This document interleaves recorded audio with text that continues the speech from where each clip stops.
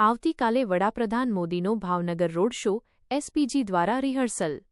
ભાવનગર. વડાપ્રધાન નરેન્દ્રભાઈ મોદી આવતીકાલે ભાવનગરની મુલાકાતે છે.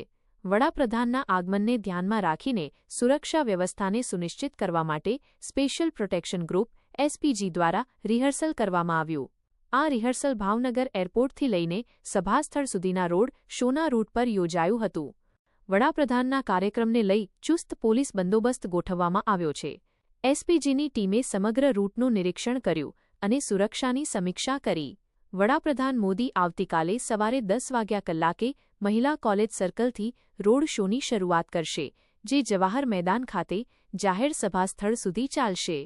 રોડ શો અને જાહેર સભા દરમિયાન સુરક્ષા માટે 1 એસપી, 4 ડીવાયએસપી, 200મી વધુ પીઆઈ અને 4000થી વધારે પોલીસ કર્મચારીઓ ફરજ પર રહેશે.